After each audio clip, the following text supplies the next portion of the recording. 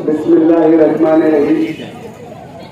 शह नशीन पे तशरीफ फरमा आज के इस इस्तकबालिया प्रोग्राम के सदर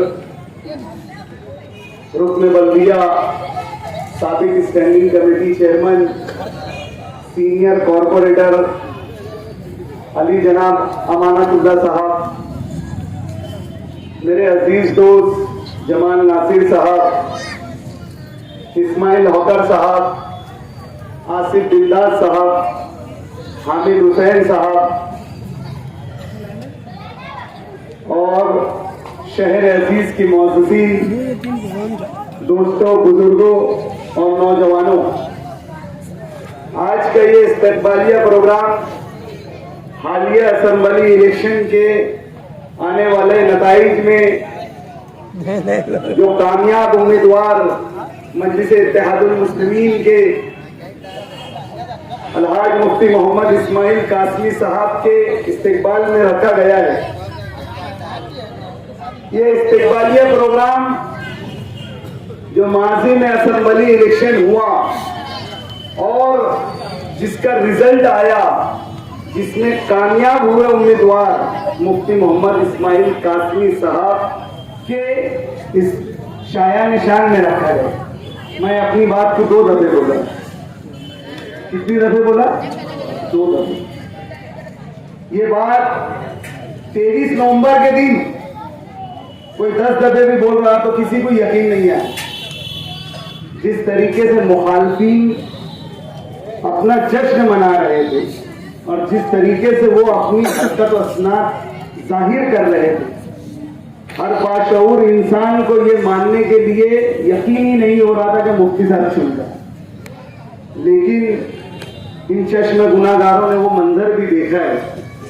हम काउंटिंग सेंटर के अंदर हम पहले राउंड से आखिरी राउंड और उसके बाद होने वाले तमाम छुचंदे में हम खुद हम शामिल थे और हम सब देख रहे थे जैसे कि वो अपनी तकरीरों में शहरियान से अपील कर रहे थे कि एक मौका दे। कैसे बोलते थे वो? एक मौका दे, एक मौका दे। उसी तरीके से आखिरी राउंड की काउंटिंग मुकम्मल हो जाने के बाद वो ऑफिसरों से बोल रहे थे, साहब एक दफे फिर से, वो साहब एक दफे फिर से, वो साहब एक दफे फिर से। ऐसे करते करते उन्होंने मुकम्मल रिकाउंटिंग का 5 मरहला, जिसे 3 दफे मैंने मेरी आंखों से देखा और 2 दफे ऐसे, ये मुकम्मल तौर पर गैर कानूनी तरीके से की गई रिकाउंटिंग। जब असदुद्दीन अवैसी साहब का फोन आया 3 बजे के करीब कि भाई रिजल्ट का क्या होगा, तो कॉल अब्दुल मालिक साहब को आया था। उन्होंने उनसे कहा कि साहब, मुफ्ती साहब 71 वोट से जीत चुके हैं। टोटल उनको 71 वोट की आखिरी राउंड जो मुकम्मल हो चुका उस पर उनको लीड है और 86 वोट जो 86 वोट जो पोस्टल वोट गिरी थी टीचर्स लोगों की, उसमें उनको 86 वोट की लीड है।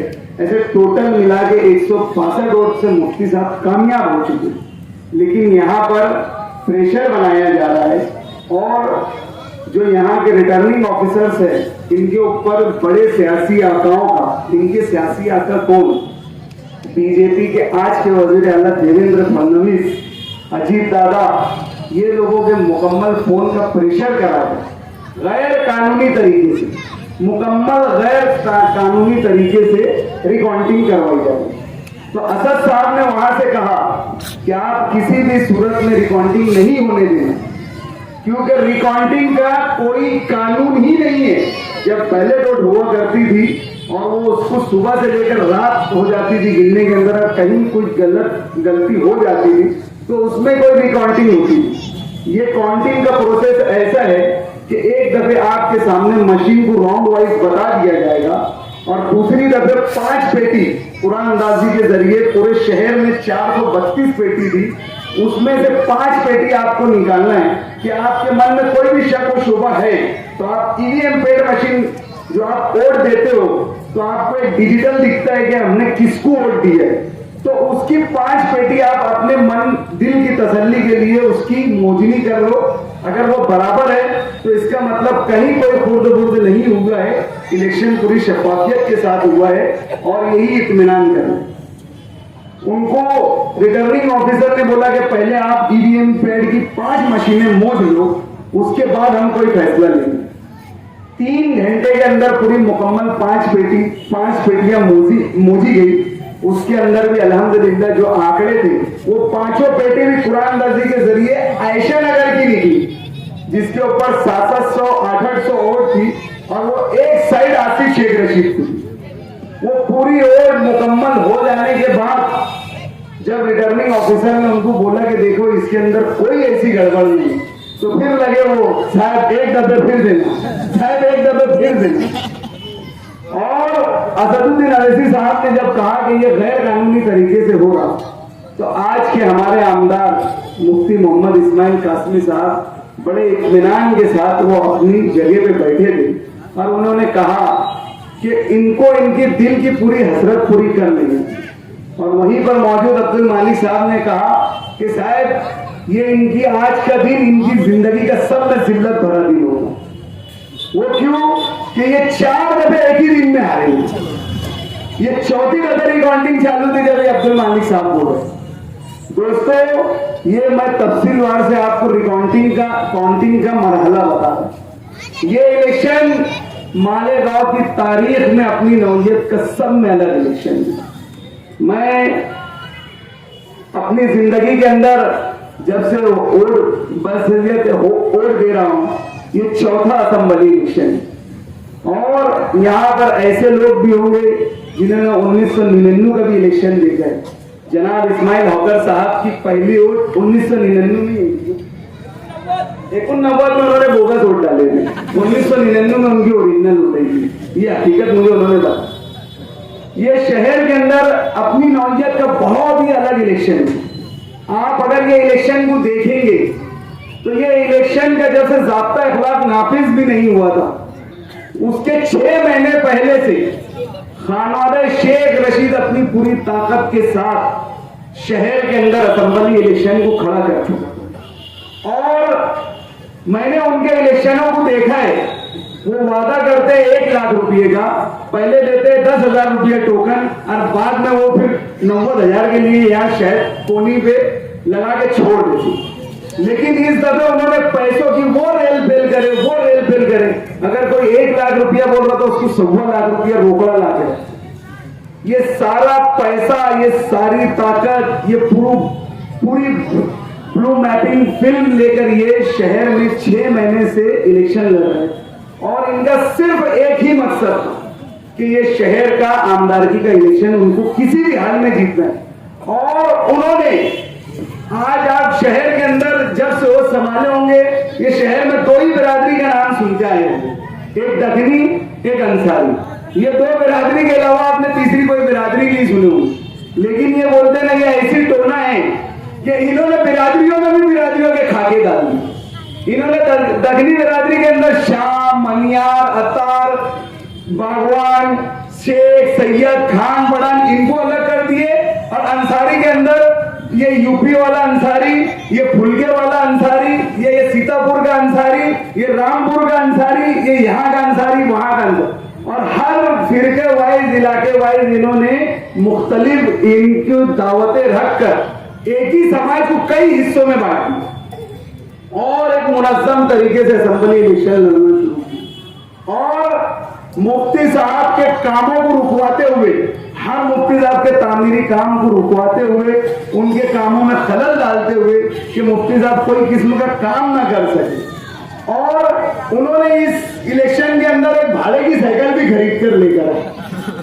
ये भाड़े की साइकिल से मुफ्ती साहब की स्पीड को रोकने के लिए, जो मुफ्ती साहब 2 व्हीलर लेके चलते ना, उसको साइकिल के जरिए कट मार के रोकने की भी कोशिश की। यानी हत्ता के हर उन्होंने वो हद इस्तेमाल की, चाहे समाज को बांटने का काम हो, चाहे दादागिरी हो, कच्चे इलाकों के नौजवान को नशे की आदतों के अंदर यानी लिप्त करने की इनकी प्लानिंग, हर चीज से इन्होंने इलेक्शन लड़ा।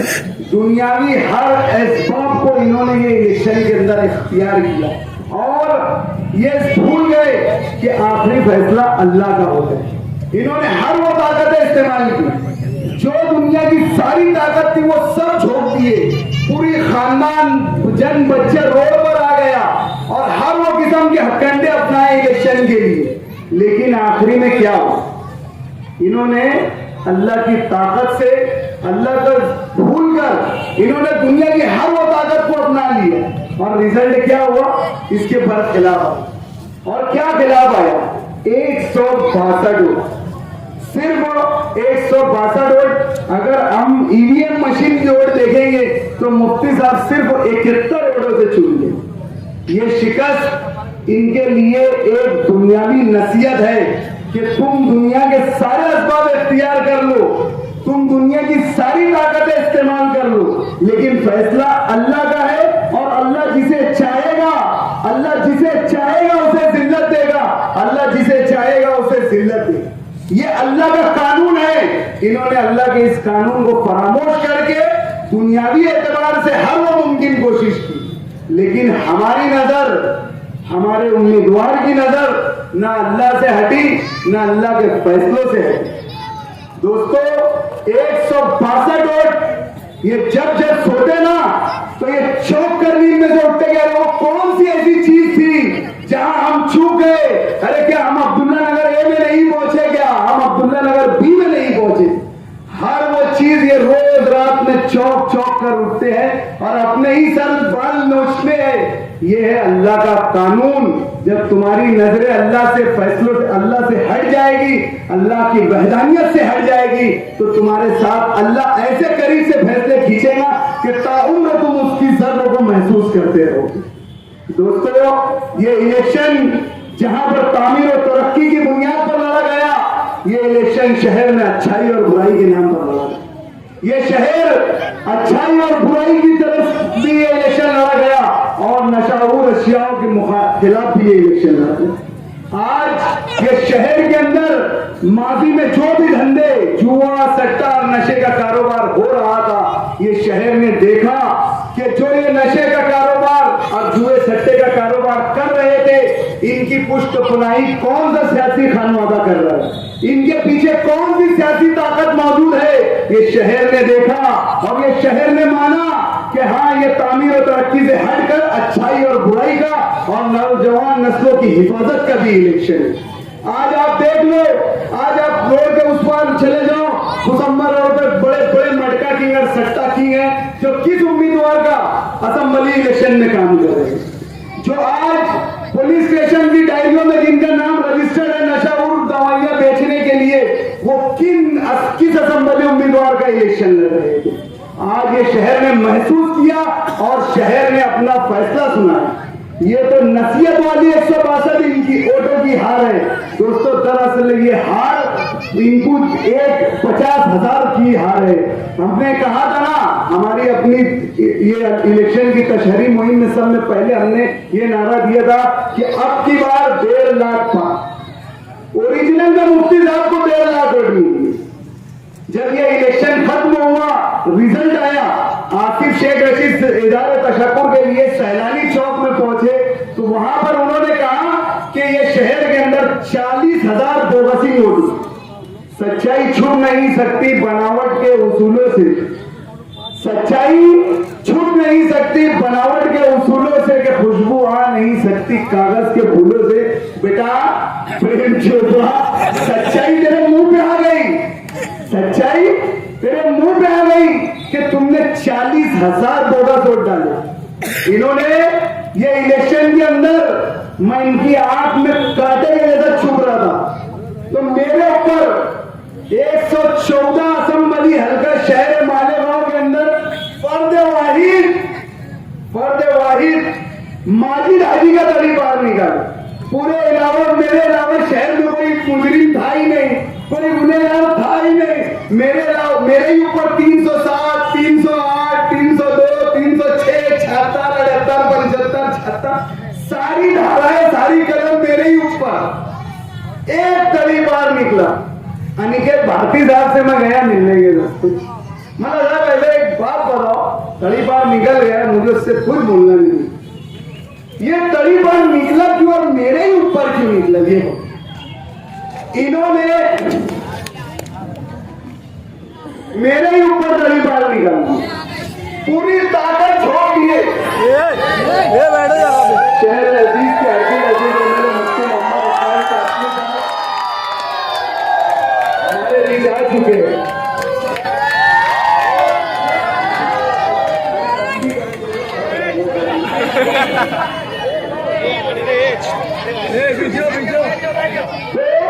पूरे शहर के अंदर मेरे ऊपर तड़ीपार हुआ।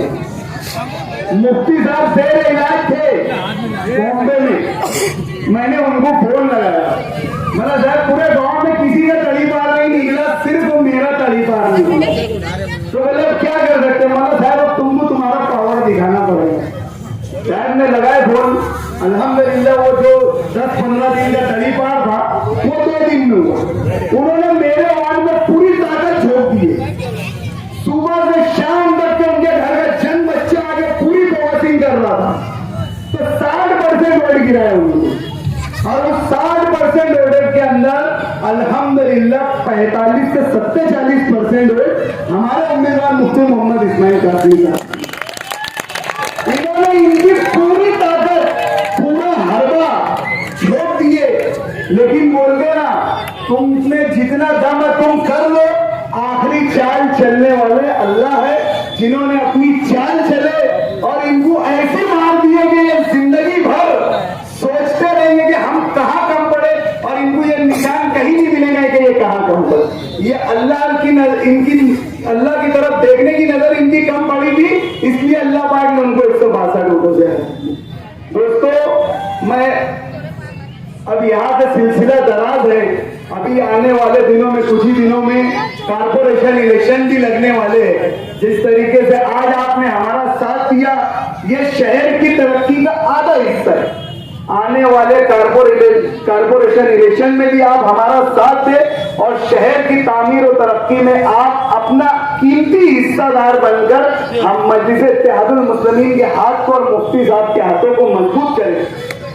और मुझे एक शेर बोलकर अपनी बात खत्म करना है। ये शेर मैं मुफ्ती साहब की नजर कर रहा हूँ, जो मुफ्ती साहब जैसे ही इलेक्टेड हुए, चुन कर आए और मुखालफिन ने उनके ऊपर तंज करना शुरू कर दिए, तो मैं उन मुखालफिन को मुफ्ती साहब के जरिए, इस शेर के जरिए जवाब देना चाहता हूँ कि लवे दिए की हवा में उछालते रहना, लवे दिए की हवा में उछालते रहना, गुलाबों की शाख पे तेजाब डालते रहना, मैं नूर बनकर जमाने में फैल जाऊंगा, तुम आफ्ताब में कीड़े निकालते रहना।